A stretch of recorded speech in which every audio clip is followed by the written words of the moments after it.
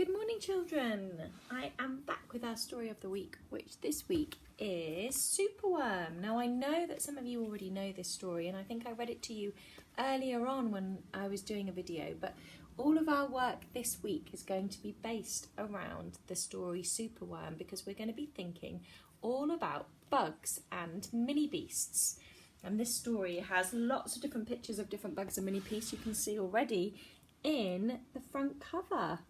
So I can already spot a snail and a slug and some little beetles and a bee and a grasshopper and a spider. You can see all of them there, and of course Superworm. So you need to make sure you can see the pictures really clearly from the story, and you can hear me clearly, and you're sitting somewhere comfortably where it's nice and quiet so you can enjoy the story. Okay, Superworm by Julia Donaldson. So this is again by the same author who wrote Tiddler last week, and the same illustrator.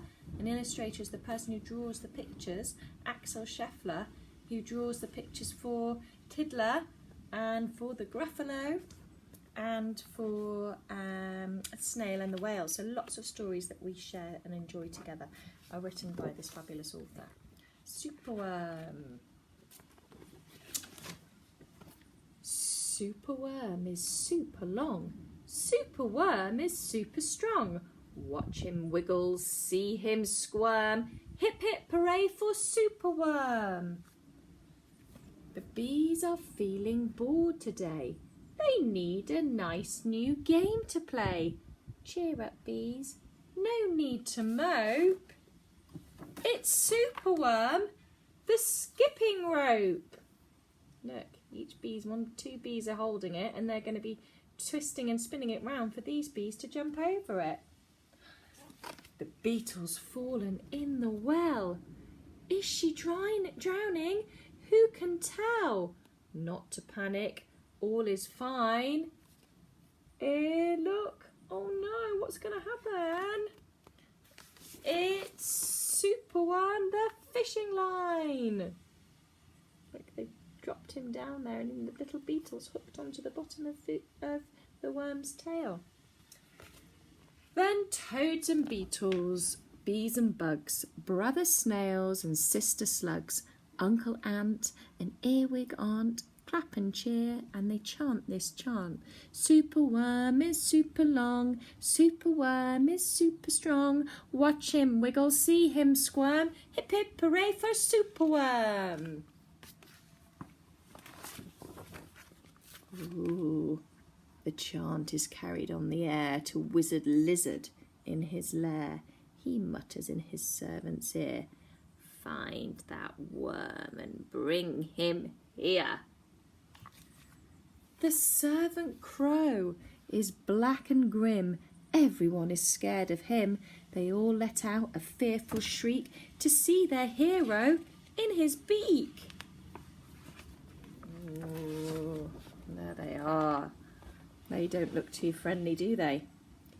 The wizard waves his magic flower. Now, Superworm, you're in my power, and you must tunnel, writhe and coil to find me treasures in the soil. Superworm is very cross to have a lizard as his boss, but when he tries to slink away, the wizard's magic makes him stay. For days he tunnels, twists and winds, but all the treasure that he finds is two small buttons. See them? There's one there and one here. Half a cork, a coffee, a toffee and a plastic fork. There's the toffee, there's the plastic fork, and there's half a cork. The lizard flicks an angry tail. Here, have one last try, and if you fail to find that treasure down below, I will feed you to my hungry crow. Oh dear.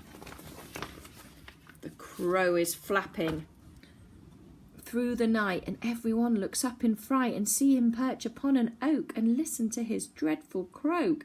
Superworm is good to eat. Superworm's a special treat. He'll be juicy, fat and firm. Hip hip hooray for Superworm. Oh no. Action quickly. At the double. Superworm is in frightful trouble. We must help him if we can. We must help catch a cunning plan. And there are all the bugs and mini beasts together, trying to work out how they're going to save Superworm. Pause the video there if you want to count how many different kinds of beasts and bugs you can spot in this picture.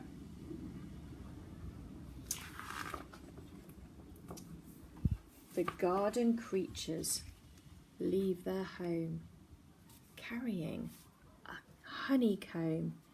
They jump and fly and crawl and creep. Is he sleeping?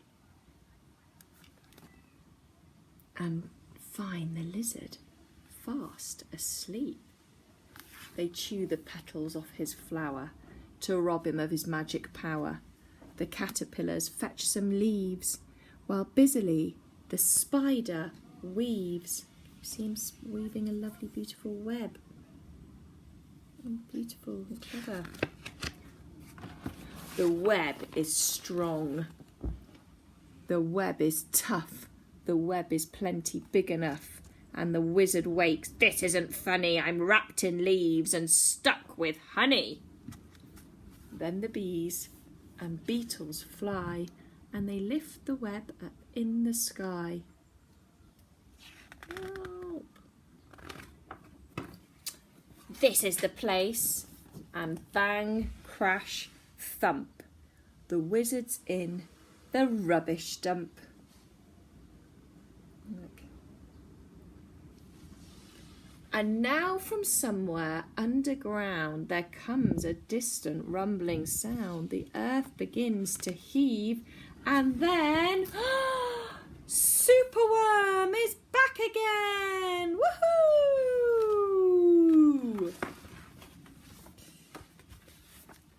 Superworm the swing, the slide, the hula hoop, the fairground ride. Superworm the belt, the hat, the crane, the train, the acrobat.